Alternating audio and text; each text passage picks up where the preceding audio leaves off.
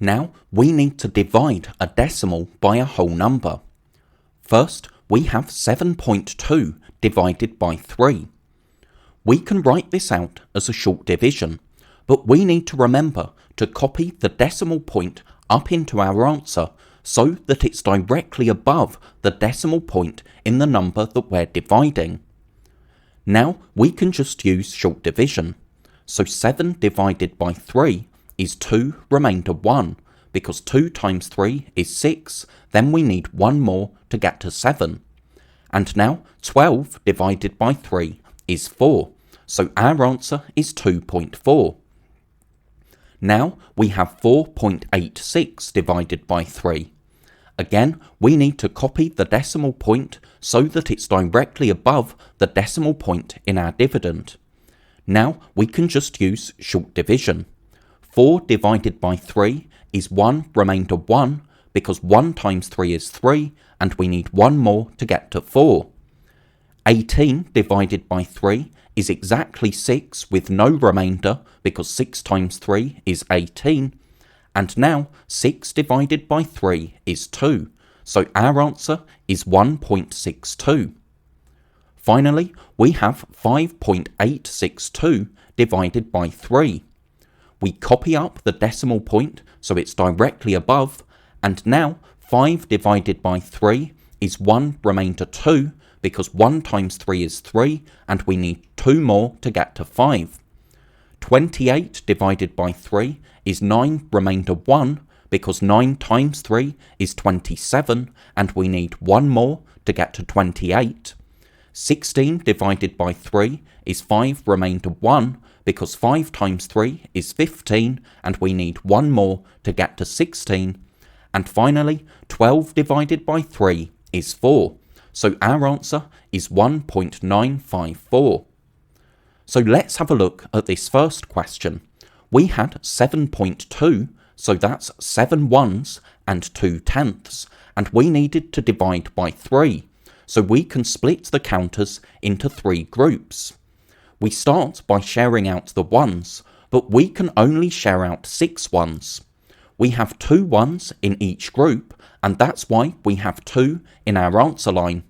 But the remainder 1 can be split into 10 tenths, because remember, 10 tenths is the same as 1 whole, and that's why we can write the remainder 1 in front of the tenths digit, because you can see that we now have 12 tenths. If we share out those tenths, we can put 4 tenths into each group, and that's why we have 4 as the tenths digit of our answer. Then we had 4.86 divided by 3, so that's 4 ones, 8 tenths, and 6 hundredths. We start by sharing out the ones.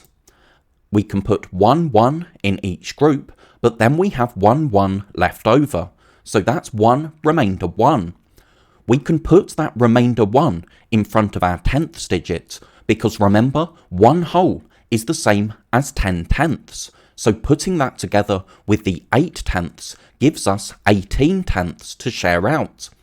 And when we share out those 18 tenths, we can put 6 tenths in each group, so that's why we have 6 as the tenths digit of our answer. And we don't have any remaining tenths, so then we can share out these 6 hundredths, and because we have 2 hundredths in each group, we have 2 as the hundredths digit of our answer. Then we had 5.862 divided by 3, so that's 5 ones, 8 tenths, 6 hundredths, and 2 thousandths. We can start by sharing out the ones. We can put 1 1 in each group, but we have 2 ones that we can't share out, and that's why we have 1 remainder 2. We can put the remainder 2 in front of our tenths digit, because remember, 1 whole can be exchanged for 10 tenths, so now we have 28 tenths.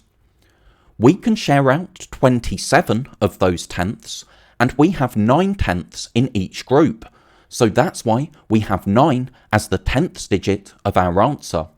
But there's 1 remaining tenth that we can't share out, because remember, with division, we need equal groups.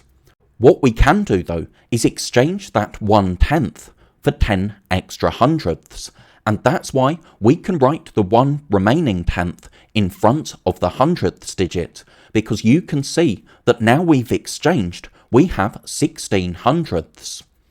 We can share out 15 of those hundredths, and that gives us 5 hundredths in each group, so 5 as the hundredths digit of our answer.